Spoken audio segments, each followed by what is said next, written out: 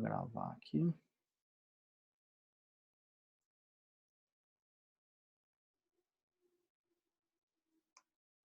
Então, novamente, boa noite a todos. A aula hoje, o webinário, vai ser como utilizar AIVOS e angiografia com CO2 para minimizar o uso de contraste. É uma aula que a gente tem que nós temos no curso Science 360. Eu aumentei ela um pouco para esse webinário, para nós podermos discutir aí várias situações, vários casos. Começar falando primeiro da importância de minimizar o uso de contraste, né? Então, esse paper aqui, State of the Art, no Journal American College of Cardiology, é um artigo muito bacana, onde ele põe alguns conceitos aí que é importante para a gente começar essa aula.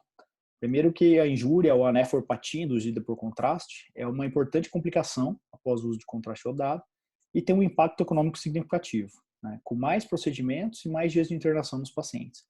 E o fator de risco mais importante é uma função renal comprometida prévia ao uso do contraste.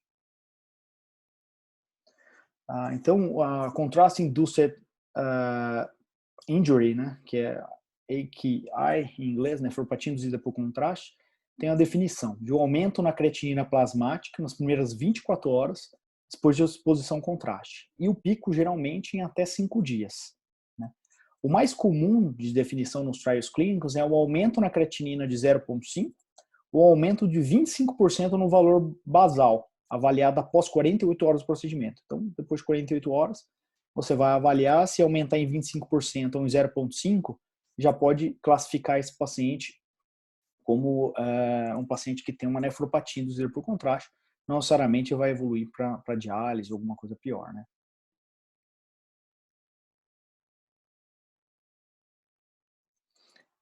O risco de insuficiência renal aguda nesses pacientes é se tiver uma taxa de filtração glomerular estimada de menor que 60 ml por minuto, diabetes mellitus, se a injeção do contraste for intraarterial, se utilizar contraste com alta osmolalidade, casos de emergência, de hipotensão, também tem maior risco de insuficiência renal, ou volume de contraste for maior que 100 ml. Um grande estudo retrospectivo epidemiológico, com mais de 16 mil pacientes hospitalizados, identificou 183 casos de nefropatia induzida por contraste. Esses pacientes tiveram um aumento na mortalidade de 7 para 34% quando comparado ao cohort, aos casos controles, aos outros pacientes. Depois de um ajuste, então, para comorbidade, os pacientes com nefropatia induzida por contraste tiveram um aumento de 5,5%.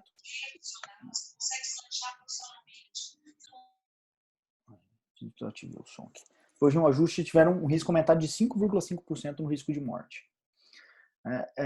Depois do procedimento intervencionista, a nefropatia ela é associada a um pior resultado adverso, a mais complicações. Onde eles, principalmente os estudos relacionados à parte cardiológica, né, de angioplastia coronária e tudo mais. Então, identificaram 16% na taxa de óbito ou IAM em um ano após nefropatia induzida por contraste, né, subindo para 26,3% se a CK-MB também estiver elevada no caso dessa complicação. Alguns pacientes podem evoluir para diálise, né? O risco geral é pequeno, é menor que 1% se você pegar todos os casos, mas chega a 4% dos pacientes que já tinham uma disfunção renal prévia significativa e 3% dos que são submetidos à intervenção cardiológica, né, um cateterismo de coronária. E também a maior taxa de mortalidade hospitalar em um ano, no caso de evoluir para diálise. O meio de contraste iodado é um composto de átomos de iodo com moléculas de carbono. Né? São vários tipos que tem no mercado, eles podem ser classificados de acordo com sua osmolalidade. Então, hiperosmolar maior que 2.000, hiposmolar e isoosmolar. O hiposmolar e o isoosmolar são os que causam menos lesão. Então, esse estudo pela American College of Cardiology e American Heart Association recomenda o uso de contraste iodado iso ou hiposmolar, né, na maioria dos casos. Então, classe 1 com nível de evidência A para evitar nefropatia induzida por contraste. O volume de contraste também é um fator de risco importante. Quanto mais contraste você usa, mais chance de você ter uma injúria. E como regra geral, o volume não deve exercer o dobro da taxa de filtração glomerular estimada. Por exemplo, se o paciente tem uma TFG de 60, é para utilizar um máximo de 120 ml de contraste. Bom, estratégias que a gente tem para reduzir ainda mais esse risco. Primeiro, evitar drogas nefrotóxicas, anti-inflamatórios não esteroidais, inibidor de cassineurina, diuréticos de alça, aminoglicoside e outros. Fazer uma expansão de volume de 1 a 1,5 ml por quilo por hora de fluido intravenoso. Iniciar de 3 a 12 horas antes e estender de 6 a 12 horas após o contraste. Então, uma expansão boa de volume. Diálise e hemofiltração podem ser considerados, mas só para pacientes de altíssimo risco depois de uma avaliação da nefrologia. A vitamina C, apesar de não ter muitos estudos da vitamina C e da N-acetilcisteína, nesse paper eles indicam, né, o uso de 3 gramas oral na noite anterior e 2 gramas 2 vezes ao dia após o procedimento. A N-acetilcisteína, você pode fazer 1.200 miligramas 2 vezes ao dia, um dia anterior e após o procedimento. E a estatina, que tem mais estudos relacionados, né, que diminui o risco de qualquer tipo de complicação cardiovascular e nefropatia induzida por contraste nesses pacientes que têm doença cardiovascular. Então, essa é considerada um standard of care. Essa daqui é uma tabela que o American College of Cardiology separou para a conduta nesses pacientes, né, dependendo da taxa de filtração glomerular. Então, menor que 30, de 30 a 59, maior que 60. O que você tem que usar, basicamente o que eu coloquei ali, mas algumas situações de você ter que internar um paciente e consulta com o nefrologista. Não vou entrar nos detalhes disso agora. Bom, quando a gente vai falar da nossa especialidade, né, fazer procedimento endovascular. Então, além de tudo isso que eu falei da parte clínica, medicamento e tal, a gente pode utilizar algumas ferramentas para diminuir a quantidade de contraste durante o procedimento ou, quem sabe, não utilizar nenhum contraste. Então, por isso a gente tem uma angiografia com CO2 e o IVUS. Eu vou falar primeiro da angiografia com CO2. O CO2 ele é utilizado desde 1970 de forma experimental. Com a evolução tecnológica se tornou viável nos anos 80. O CO2 é um gás, ele é não tóxico, não inflamável, flutuante, compressível e tem baixa viscosidade. Ele é endógeno, isso é muito importante. Nós produzimos cerca de 200 a 250 ml de CO2 por minuto.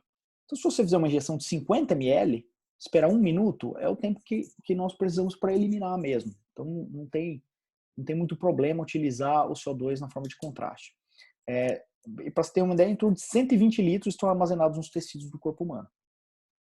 Ele é eliminado pelos pulmões, né? Como que ele se encontra quando no sangue, né? Dissolvido diretamente do sangue, 7%, ligado à hemoglobina, 10%, ou predominantemente carreado como íon de bicarbonato. Não precisa ter preocupação nenhuma com alergia ou toxicidade renal, é zero alergia, zero toxicidade renal. Ele é altamente solúvel, 30 vezes mais solúvel que o oxigênio, né? Por isso que a gente tem mais tranquilidade de usar ele do que usar um gás de oxigênio, por exemplo, que pode fazer uma rolha, uma bolha, entupir os vasos, né? Então ele é bem solúvel. E após a sua administração, em 30 a 60 segundos já dissolveu e já está a caminho do pulmão para ser eliminado. A visualização é negativa, a não ser que você tenha um software, né, na sala de hemodinâmica, na sala híbrida, para poder mudar isso daí para cor negra, mas geralmente fica branco, negativo. A recomendação é esperar 30 a 60 segundos entre injeções. Paciente de DPOC não é uma contraindicação absoluta. Pode fazer, mas aí você espera mais tempo, 2 minutos. Né? Devido à rápida expansão, dói. Então, isso daí é na prática. Né? Vai fazer lá um salvamento de fístula, tem que ser anestesia geral. Fazer com local, o paciente sente muita dor quando injeta CO2. Tem baixa viscosidade, então pode ser utilizado em microcatéter, né? E tem menos chance de oclusão, é menos viscoso do que o contraste iodado. As indicações principais. O principal é a alergia ao contraste iodado. Né? Ou pacientes que têm alto risco para nefropatia induzida por contraste, diabetes, doença renal, taxa de filtração glomerular menor que 60, procedimentos que vai utilizar muito contraste, um transplante renal que você precisa fazer uma angiografia, melhor fazer com CO2. Detectar hemorragia é ótimo, porque a característica do gás, ele sai por essa hemorragia e você consegue localizar até mais preciso do que na angiografia tradicional. A doença obstrutiva periférica também pode ser utilizado, é bom. Do joelho para baixo eu não gosto muito particularmente, mas pode ser utilizado. Aneurisma é excelente para evitar o uso de contraste. Não oncologia intervencionista para fazer quimioembolização hepática, embolização de mioma. Né, diagnóstico de intervenção venosa, de veias centrais, TIPS, esplenoportografia. Contraindicações. Isso daqui tem que decorar, tem que aprender esse slide, né? Então, não é para se fazer arterial acima do diafragma, tá? Não pode fazer. Isso daí acontece por conta do risco de qualquer embolia para o sistema nervoso central, né? Então, é um cuidado, né, que a gente tem que ter. Não tem estudos relacionados a isso, mas todos os papers, todos os livros, os artigos falam para não se utilizar na parte arterial, então só do diafragma para baixo. Paciente com franca insuficiência respiratória também, por mais CO2, não adianta, né, é perigoso. Anestesia geral com óxido nitroso, isso é importante anotar. Se tiver um shunt cardíaco direita e esquerda, hipertensão da artéria pulmonar e forameoval patente. Uma formação vascular pulmonar também é uma contraindicação. E se o paciente não tem tolerância à posição supina ou Trendelenburg. A última é a obstrução aórtica severa.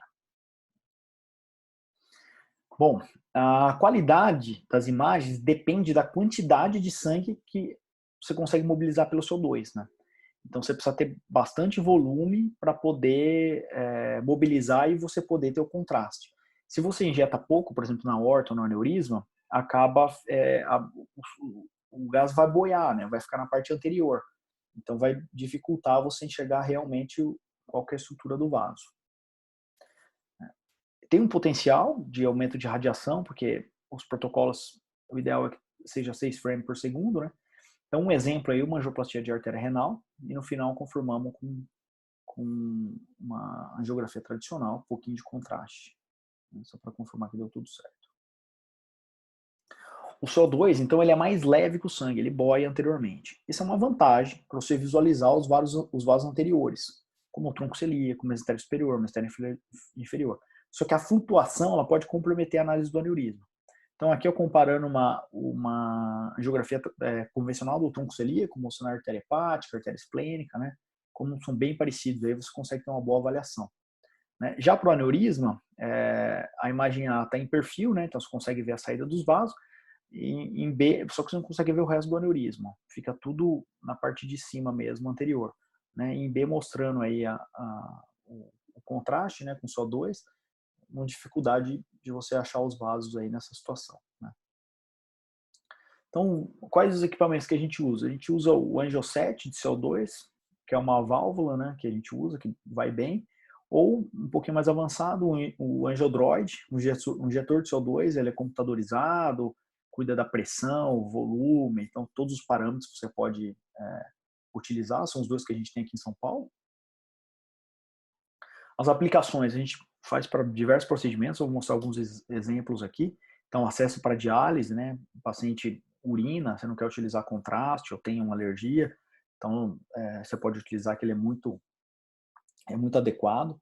Detecção de hemorragia é ótimo, né? Por exemplo, nesse paper aqui que eu peguei, mostrando uma hemorragia da artéria cólica, né? Em que eles não conseguiam identificar na geografia tradicional e com CO2 mostrando foco da hemorragia e puderam embolizar. Mais um caso aí de um trauma, né? Mostrando o extravasamento, trauma esplênico, um trauma hepático.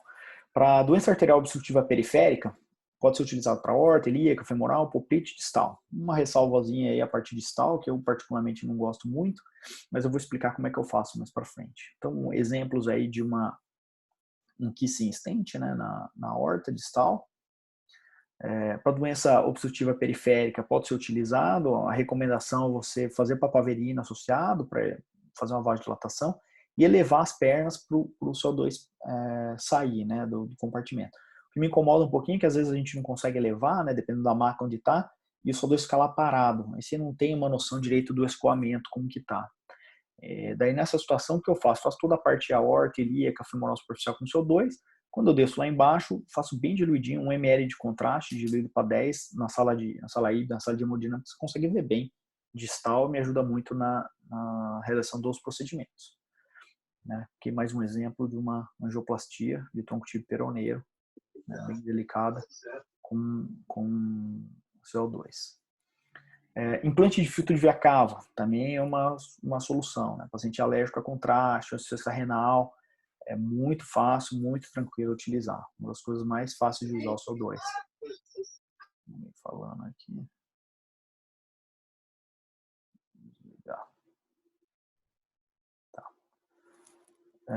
Na angiorradiologia, né? Embolização de mioma, quimioembolização hepática, né? Então, esse caso aqui mostrando a quimioembolização hepática pode ser utilizado também muito tranquilamente, o SO2. Aneurisma de aorta é um pouquinho mais difícil fazer, tem como fazer. A associação com AIVOS ajuda pra caramba, entendeu? A cada injeção tem que fazer um volume maior, geralmente eu faço 50 ml de CO2, né, em cada injeção, às vezes até mais, para você poder visualizar todos os ramos e poder ter certeza onde é que está a sua prótese, né? Quando você vê especificamente para aneurisma de aorta, né, a injúria renal, em paciente submetido a IVR, chega a 7 a 25% dos casos. Insuficiência renal aguda pode ocorrer em 2 até 16%. Se tiver insuficiência renal aguda, a mortalidade associada sobe entre 30% e 50%. Então é importante tentar preservar.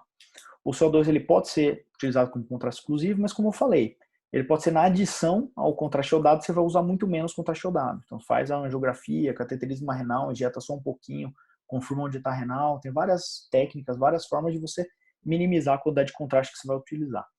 E ele é muito bom para ver endolique, né? A baixa viscosidade ajuda demais, então na detecção precoce de endolique é uma boa ferramenta. Então aqui um exemplo do artigo, né, mostrando a comparação com a angiografia tradicional, né, um tratamento endovascular, mostrando até os ramos da helíqua interna.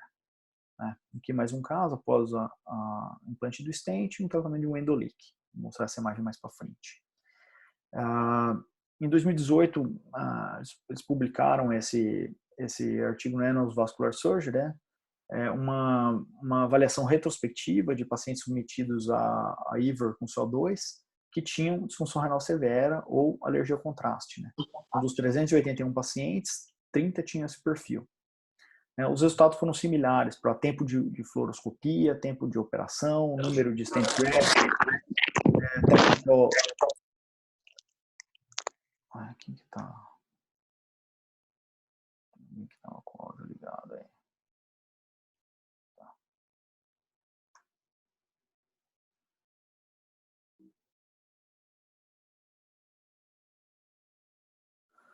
Número de stent grafts, né? A taxa de sucesso foi igual, não teve nenhum caso de insuficiência renal aguda quando usaram o CO2, em conclusão que o CO2 é factível, né? E tem uma proeminente proteção renal quando você utilizar ele. Mais um paper publicado aqui em 2018, prospectivo, 31 casos consecutivos de tratamento endovascular de aneurisma de aorta com CO2, né? Eles acharam que foi suficiente para identificar justa renal land zone em 19 dos 31 casos e distal 31 de 31 casos. Né? Além disso, teve maior chance de detectar endolique tipo 2 comparado com o contraste tradicional. Como eu disse, são poucos casos, né? Mas dá para a gente ter uma ideia da importância de você utilizar. Ele foi efetivo na maioria dos casos, e em alguns casos uma única injeção com mínimo de contraste pode ser utilizado para você ter certeza, avaliar onde estão as artérias renais. Né? Então ajuda bastante a diminuir. Mais um caso, né? Mais um paper publicado, 21 pacientes para identificar endolique tipo 2, né? Onde eles utilizaram o contraste iodado, angiografia com CO2 e o contraste induced ultrassom, ultrassom por contraste com microbolhas. Mostrando aqui um exemplo, né? Não deu para ver o endolique na angiografia, aparece no CO2 e aparece no microbolhas. Então, a maioria dos casos foi diagnosticado endolique tipo 2 no CO2 e alguns no microbolhas e várias angiografias não identificaram. Bom, então de CO2 é isso daí, né? Mostrei alguns casos, algum exemplo, depois a gente vai fazer umas considerações finais. Vou falar agora sobre o IVOS, né? A importância da gente utilizar o IVOS e agradecer a várias imagens e slides do Dr. Luiz Leão, do Dr. Nicos, que sempre nos ajudaram muito a desenvolver essa técnica diagnóstica aqui. Então, a angiografia com contraste, ela é tradicionalmente o gold standard, né? Avaliação da lesão, manejo endovascular, avaliação anatômica dos resultados. Mas tem limitações, como a nefrotoxicidade, a imagem bidimensional, lesões excêntricas e anteroposterior, é difícil você avaliar o grau de estenose, tem uma caracterização limitada do tipo de placa e uma avaliação limitada dos resultados. Né? Fratura de placa, dissecção, expansão de stent, a posição da parede. Então, um exemplo aqui de uma lesão excêntrica, né, onde dependendo da angulação que você vai fazer a sua angiografia, você vai enxergar o vaso de um jeito, vai ter diferentes graus de estenose conforme o plano que você está incidindo. Então, o que você vê nem sempre é o que você tem na sua mão. Né? Então, é melhor enxergar a figura inteira. Né? Esse slide é do Leão. Então, o uso do AIVO na prática ele é rápido, simples e a avaliação completa dos vasos. Né? Você pode utilizar ele na artéria carótida, subclávia, renal, arco, ilíaco, femoral, tibiais, filtro, veia profunda, acesso para diálise. Eu vou falar de várias dessas formas. Como que funciona? A parte de formação da imagem é um ultrassom, né? Um ultrassom intravascular. Funciona igual ao ultrassom nosso tradicional. Você tem os elementos piezoelétricos, tem o estímulo elétrico, emitem a onda bate no tecido, retorna, detecta e aí processa-se a imagem desse estímulo e vai formar a imagem, então, na tela do computador.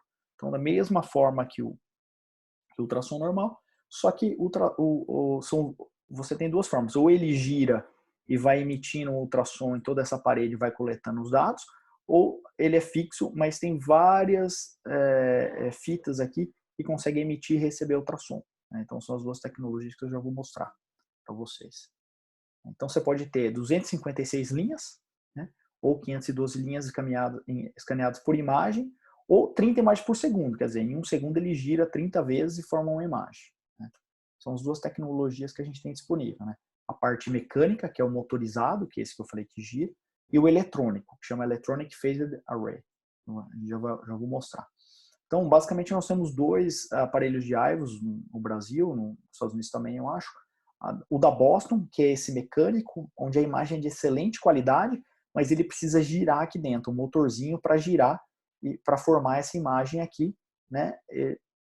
Você precisa ter ele gira 1.800 rotações por minuto.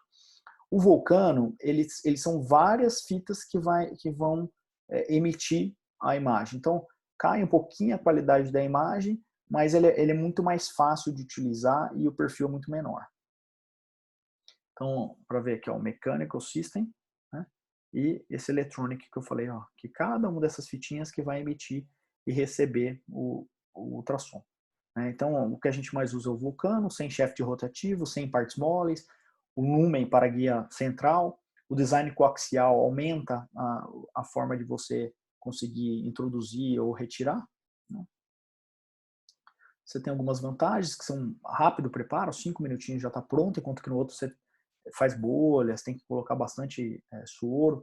Né? E tem um conjunto de ferramentas que eu vou mostrar, o ChromaFlow, histologia virtual também, que a gente não vai falar aqui, mas você pode utilizando na coronária, né? E você pode medir os comprimentos também. Então, o que a gente tem disponível aqui no Brasil é uma família com 3 tipos de catéteres, né? PV 035, que é compatível com o guia 035, o diâmetro de 60, esse aqui ele é um perfil de 9F, então precisa de um interruptor 9 para passar o 0,35. O 0,18 a gente utiliza ele mais para vasos um pouco menores, né, que é para aorta. Mas aqui uma femoral superficial, uma ilíaca, né, uma artéria ilíaca, veia já não dá, mas a artéria dá, compatível com 0,18. E o diâmetro máximo da imagem é 24 milímetros. Então, para uma femoral superficial está ótimo. E esse daqui é o de coronária, para carótida, para pulpite distal, 0,14, o diâmetro máximo de 20 milímetros, né, que é o que a gente tem aqui.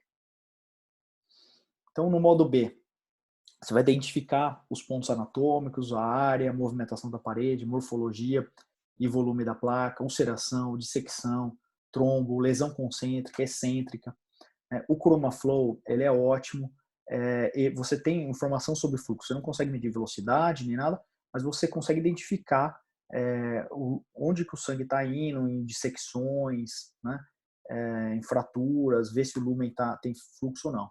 Então, um exemplo aqui de ChromaFlow, né? Que a gente utiliza, mostrando aqui uma possível dissecção. Com o ChromaFlow a gente confirma que tem fluxo naquela região. Então, um exemplo aqui para vocês verem ao vivo como é que funciona o ChromaFlow. É bem interessante e dá bastante informação.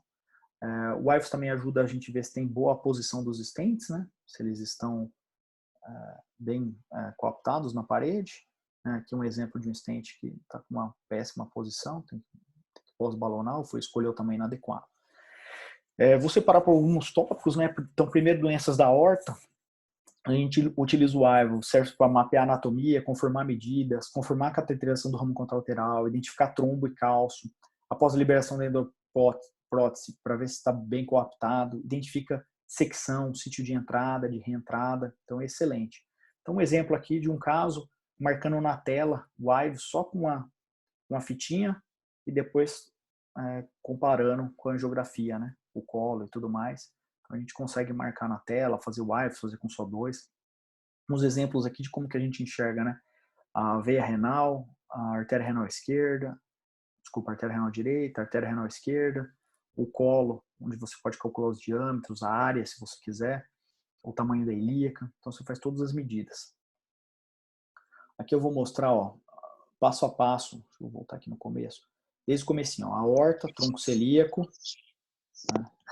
Mesentérica, renal esquerda, a veia renal lá em cima, renal direita, o colo do aneurisma, aí, o aneurisma se dilatando, depois a cava e a bifurcação aórtica. Vou dividir aqui a cava, dá para enxergar bem, né?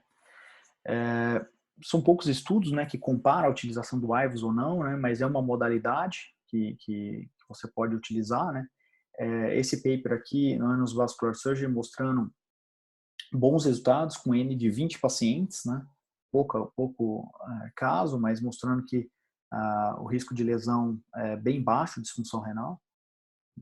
Para outros tipos de doenças aórticas, aneurisma, pode utilizar para diagnóstico de úlcera penetrante, hematoma intramural, trauma aórtico e dissecção. Para essas 4 situações aqui, eu acho uma ferramenta incrível, né? Para aneurisma, você vai utilizar quando você tiver risco de nefropatia por contraste, né?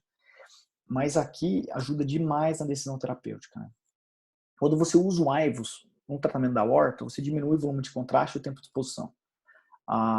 Lembrar que cada subtração que você faz é igual, em termos de radiação, a 100 segundos, né? 1 segundo de subtração é igual a 100 segundos pisando na escopia, né? Então, quanto menos subtração você fizer, melhor. Pode ter uma variação no diâmetro do colo de até 11%, então isso é importante. Quando você usa o IVOS, você consegue enxergar bem isso daí. Ele tem uma limitação quando a angulação é muito grande, mas até 25 graus é bem verídico os diâmetros, né?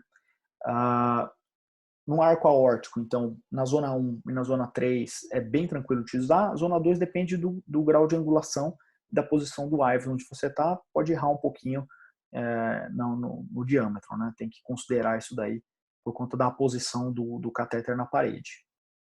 Então, alguns exemplos de algumas patologias que a gente pode tratar, né? Essa daqui um trauma de aorta torácica, né? Com uma ruptura, aí, um pseudaneurisma, né? Um grau 3, então você consegue enxergar bem aqui, né?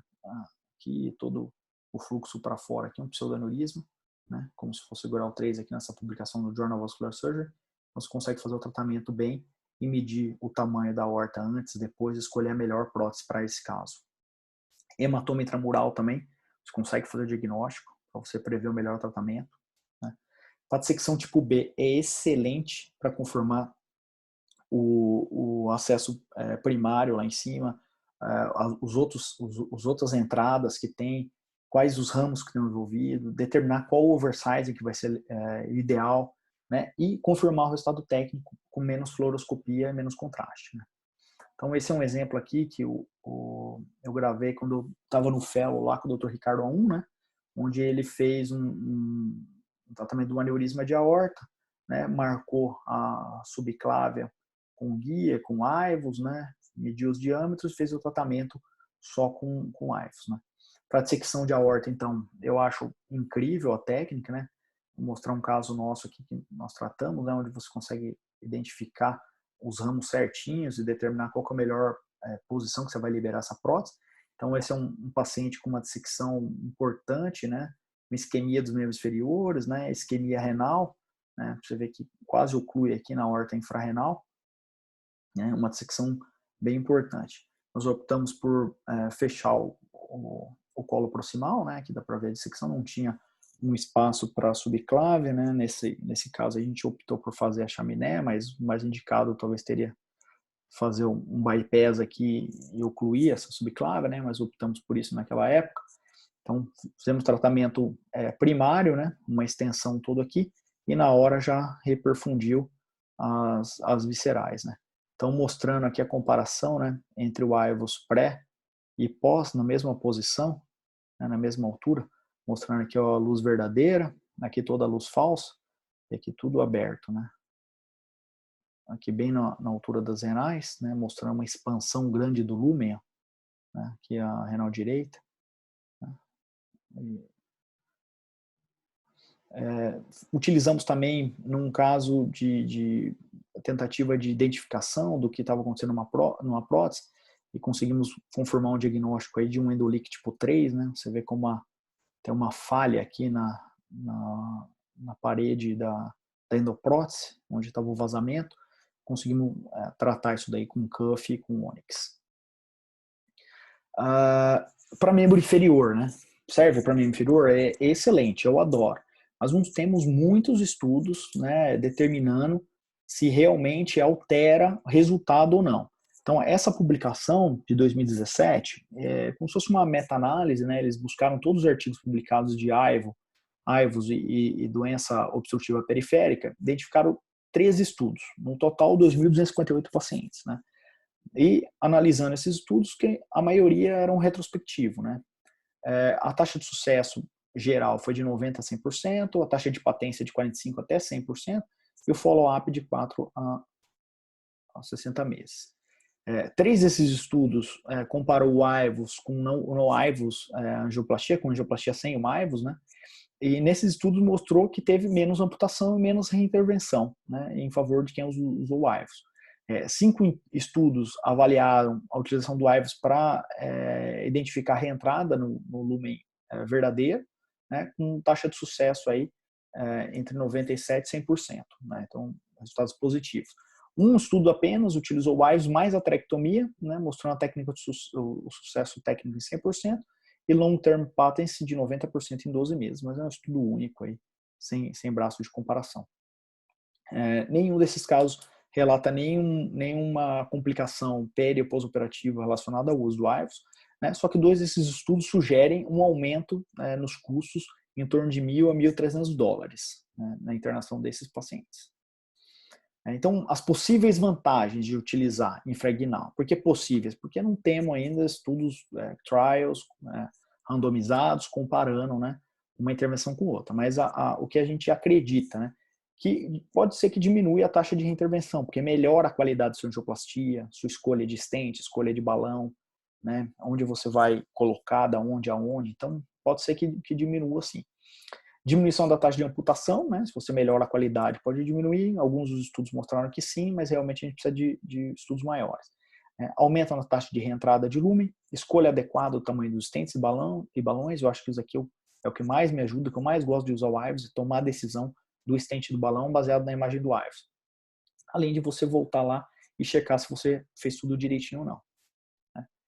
Então, em conclusão, o AIVUS, né, melhora a qualidade das informações. Né? Esse que é o principal. Então, esse é um exemplo aqui de uma angioplastia, mostrando aqui no AIVUS o lumen verdadeiro estava bem ruim, com dissecção, e depois de colocar o stent, como expandiu. Né? Esse é um caso nosso, né, mostrando o resultado de uma angioplastia de femoral superficial, só com balão, mostrando como você tem lesão, né, fratura da placa, dissecções. Né? E aí a gente optou, fez até um pseudoaneurisma, a gente optou então por um Viaban, né, por conta desse pseudo que formou, e aqui o controle mostrando a boa expansão e o bom fluxo. Né? Então ajuda bastante a gente checar também o inflow e o outflow. O filtro de via cava, você pode utilizar ele, né? A gente usa o 0,35 para fazer essa medida, então dá para fazer a beira do leito. Você vai medir, vai colocar ele lá, vai identificar onde que achou a veia renal e você vai marcar no seu introdutor. Você tira para fora e você sabe exatamente quanto que você tem que colocar de filtro para dentro até a veia renal. Então dá para fazer isso daqui no leito de UTI, entendeu? Sem escopia, sem nada, né? Eu nunca fiz, né? Geralmente o paciente que tem insuficiência renal, faça o CO2 mais AIVs, ou só CO2, ou só AIVs, mas faça na escopia, no centro cirúrgico, que me dá mais tranquilidade. Quando a gente vai falar de veia, né? Então, eu coloquei a foto do Leão aqui, porque ele sempre me ajudou bastante, esse slide aqui é da aula dele, né? Então, o AIVs, para a parte venosa, é fundamental. Diferente da parte arterial, que é uma opção terapêutica que vale a pena, a parte venosa ela é importantíssima. Para diagnóstico de compressão, de nutcracker, venosa torácica, para fazer intervenção, para avaliar a extensão da doença, o tamanho do stent e avaliar seu resultado. Se você tem trombo residual, se o stent expandiu, se tem a posição da parede. Então, uma frase importantíssima que tanto ele quanto o Tony Gasparis falam sempre no Science é que sem o AIVUS você provavelmente não sabe o que você está tratando e quão bom você está tratando. Então você não sabe exatamente o que você tratou e não sabe se você tratou bem, né, isso daí ou não. Então os pontos de compressão das veias ilíacas, principalmente, são os mais a compressão clássico da artéria ilíaca direita comprimindo a veia ilíaca esquerda, mas tem vários outros pontos de compressão.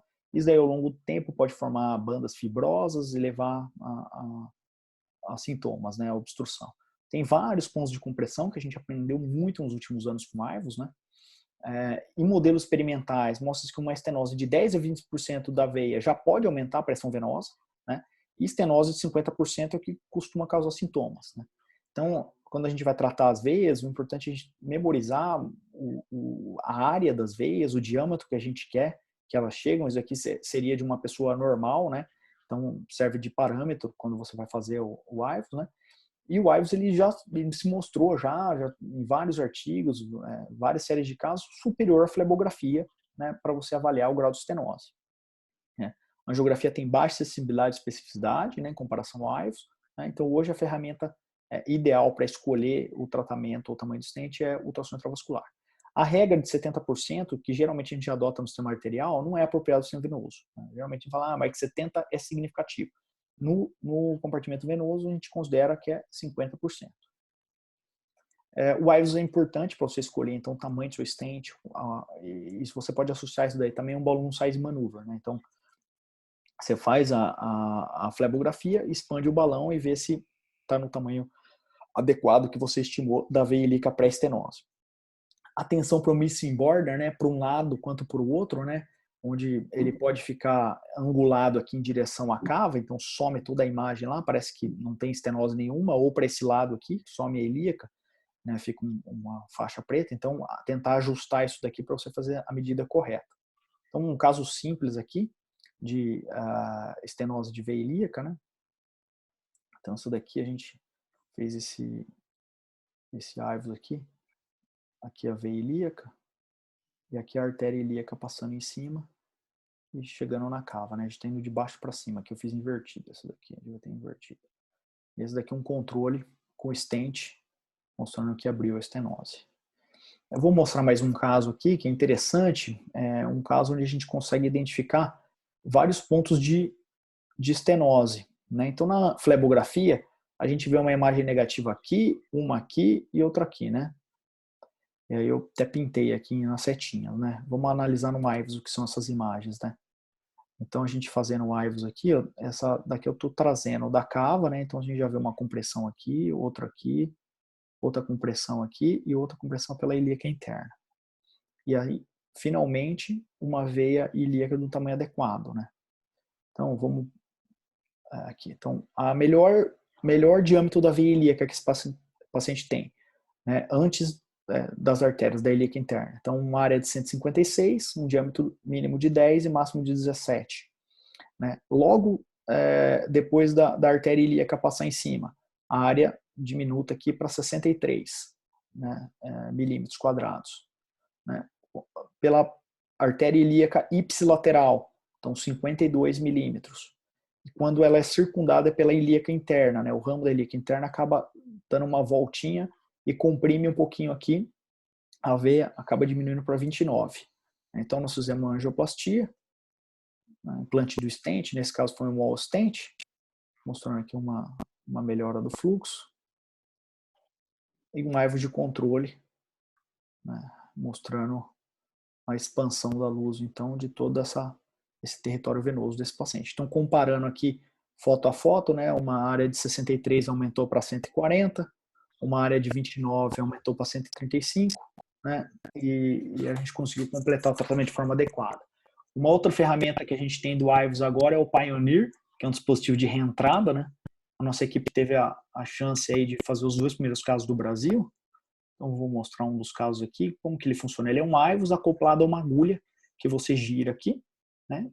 Puxa ela para trás, empurra ela para dentro, ela sai essa agulhinha. Você pode sair ela, se não me engano, é 3, 5 ou 7 milímetros. Tá aqui, ó, 3, 5 ou 7 milímetros. Então, você pode puxar até 7 milímetros, né? A gente fez um caso de aorta, né, e uma revascularização. Aí você fura, troca o lume e você consegue passar o guia. Então, um exemplo aqui, um caso bem complicado, né? Um paciente que já tinha feito uma endarterectomia superficial de comum há um tempo, uma obstrução de ranhida profunda, obstrução da femoral superficial inteira, reenchendo aqui atrás do joelho, né? Aqui o joelho dele, aqui a interlinha, né, com bastante lesão distal também. Por cima não tinha acesso, né? Fizemos então uma punção retrógrada, subi no guia, o guia ficava batendo de encontro com o catéter, com o quick cross, perfurando diversas vezes, até que chegamos a decisão de descer então com o Pioneer, né? Você consegue direcionar a agulha dele para o lado, fura para outro lume, passa o guia, a gente capturou um com o outro, né? Acabou fazendo um varal, e aí conseguimos então completar a angioplastia, né? Femoral superficial, femoral superficial poplítea, poplítea infra e distal. Então, em conclusão, né? A angiografia com CO2 e o IVUS são ferramentas efetivas para minimizar o efeito do meio de contraste. Né? Mais estudos são necessários para definir se as indicações devem ou não ser expandidas. Né? O CO2 só pode ser usado na aorta abdominal, não pode fazer ele na aorta torácica. Né? Já o IVUS você pode fazer em todos. E o IVUS ele é essencial para a doença aórtica complexa. Né? Eu acho que é uma ferramenta incrível para tratar dissecção, trauma. O domínio da angiografia com CO2 e IVUS é importante para você melhorar o resultado dos seus procedimentos, principalmente quando você não puder fazer uso de contraste. O que eu tenho feito, né? Paciente que tem uma taxa de filtração glomerular baixa, né? Uma creatinina alta, se possível, eu tiver os dois, eu vou usar os dois, angiografia com CO2, vou confirmar com IVUS, vou escolher o melhor com IVUS, né? Então, sempre que possível. Mas se eu estou na dúvida, né, não tenho segurança que aquela imagem é aquilo mesmo que eu estou vendo no CO2, né, porque a gente não faz tanto caso, então não tem tanta facilidade de interpretação. Né, se você faz um pouquinho de contraste, então dilui 1 ml de contraste para 10 de soro fisiológico, na hemodinâmica, você deixa um catéter bem próximo da lesão-alvo, por exemplo, você quer tratar uma tibia anterior, deixa um quick cross lá na boquinha dela, injeta 3 ml dessa solução diluída, você consegue enxergar melhor, entendeu? Então, acho que assim, ajuda bastante e diminui o número de contraste. Você não vai zerar, mas vai pelo menos diminuir a quantidade de contraste que você faz. Já vamos abrir aqui para discussão, para perguntas, né? Só queria dar um recado para vocês aqui. A gente está, essas aulas, esses webinários estão subindo nessa plataforma da Macadu Live, né? A gente grava aqui, coloca lá. Alguns desses webinários nós vamos fazer dentro da plataforma da Macadu, porque ela cabe bem mais gente. Então eu vou, na quarta, o Vitor vai dar a mesma aula que ele deu semana passada, que a gente tem um problema no computador e não gravou. Ele vai dar aula de novo na quarta-feira, quem quiser assistir está convidado. É só entrar no site aí, se cadastrar, e aí ele vai repetir a mesma aula aí, tá? E na semana que vem, o Manuel vai falar sobre ferida. A gente vai divulgar daqui a pouco.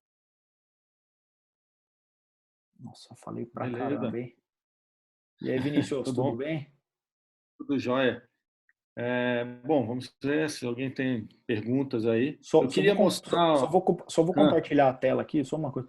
Do Macadu, ó. Legal. Então, essa página da Macadu lá que a gente falou, né, são parceiros nossos aí do aplicativo do SAIS. Então, por exemplo, essa palestra vai estar lá, né? Não vai estar agora, né? Mas amanhã eles já vão ter subido. Então, tem uma página nossa lá, vocês podem pegar todas as aulas que quiserem e ver lá. Estou de volta aí. Joia. Deixa eu ver se...